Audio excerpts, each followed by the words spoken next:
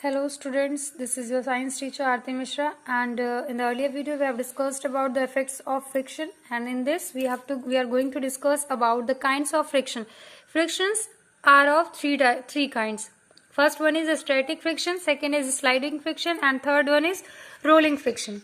We are going to clarify. First one is static friction. Static friction क्या है? Suppose you want to slide an object on a surface. हम किसी भी object को surface पर slide करा सकते हैं. तो स्लाइड करना चाहते हैं तो हम क्या करेंगे, उस ऑब्जेक्ट पे फोर्स लगाएंगे, एज अ पुश की तरह उस पर फोर्स लगाएंगे.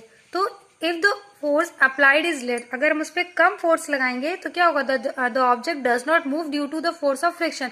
तो ऑब्जेक्ट फोर्स ऑफ फ्रिक्शन की वजह से मूव नहीं करेगा on the object by the surface opposing motion. हमें पता है कि अगर हम फोर्स लगाएंगे तो कोई भी ऑब्जेक्ट उसको अपोज करेगा. वी देन ऑब्जेक्ट मतलब कि फोर्स ऑफ फ्रिक्शन अगर हम किसी भी ऑब्जेक्ट पे लगा रहे हैं बाय द सरफेस तो it is opposing the motion. When gradually increase the force, हम क्या करेंगे, उसके फोर्स को धीरे धीरे बढ़ा देंगे. तो on the object the force of friction on the object also increases. तो क्या होगा, force of friction also increase हो जाएगा. And the body does not move. उसके बाद भी the body does not move if the applied force is increase further. फिर से हम दोबारा से फोर्स लगाएंगे और ज्यादा फोर्स लगाएंगे. तो एक ऐसी स्टेज आएगी reached when the force of friction becomes such that the net force of the object is zero. तो क्या होगा कि जो हमने नेट फोर्स लगाया है, जो फोर्स ऐसा फोर्स लगाया कि जो friction of force of friction है बिकम्स, अगर हम नेट फोर्स की बात करें तो जीरो हो जाएगा. And then object remains stationary. Object क्या होगा, remains stationary, but it is just about to slide over the surface. At this stage, the force of friction acting on the object is called static friction. हमने उस पर ज्यादा से force को बढ़ा के लगाया, लेकिन the object is quite stationary. Now the applied force is slightly increased. हमने क्या किया, उसके बाद फिर से ऑब्जेक्ट फोर्स बढ़ा दिया. The object begins to slide on the roll between the surface. अब क्या हो गया, begins to slide and roll on the surface. Objects begin कर शुरू हो गया स्लाइड करना और रोल करना सरफेस पर.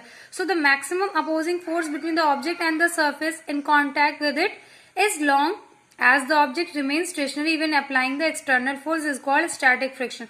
जब तक हम उस पर एक्सटर्नल कोई फोर्स नहीं लगाते हैं तब तक वो क्या होगा, तब तक वो मूव नहीं करेगा. और जब इसी को कहते हैं स्टैटिक फ्रिक्शन.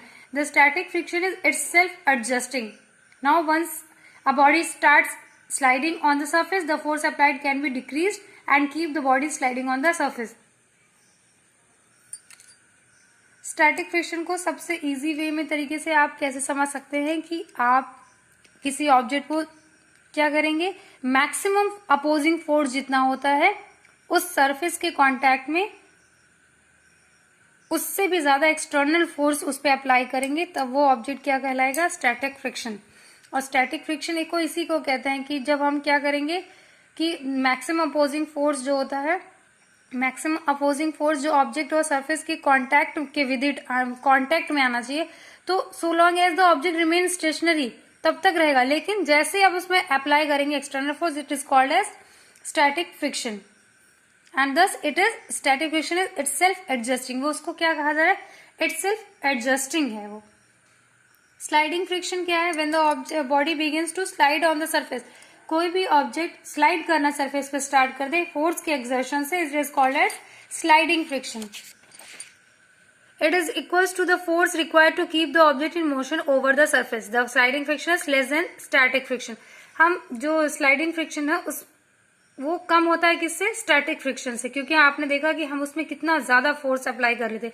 रोलिंग फ्रिक्शन क्या है, when a object rolls over the surface the force which opposes the rolling motion of an object is called rolling friction. कोई भी ऑब्जेक्ट को हम सरफेस पे रोल करेंगे फोर्स लगाकर, अपोज करेगा वो rolling motion of the object and that is known as rolling friction.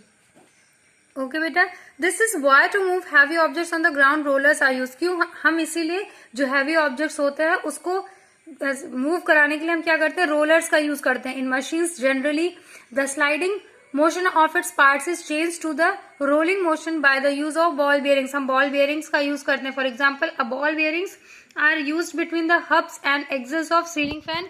आपने सीलिंग फैन में देखा ना एक्सेल में, और बाइसाइकिल में भी बीच में एक सर्कल टाइप का लगा होता है.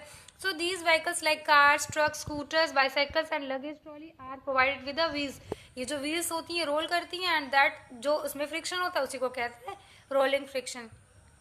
सो सबसे ज्यादा किस में फोर्स लग रहा है, फ्रिक्शन किस में होगा, स्टैटिक फ्रिक्शन में, उससे कम स्लाइडिंग फ्रिक्शन में, सबसे कम फ्रिक्शन किस में हुआ, rolling friction.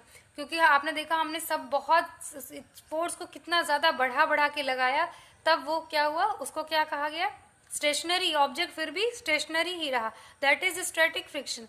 Second sliding friction, हमने सरफेस के कांटेक्ट में उसको थोड़ा सा स्लाइड कर दिया। Third is rolling friction, object को हम सरफेस पे रोल करते हैं, that is known as rolling friction. So I think it is clear up to you.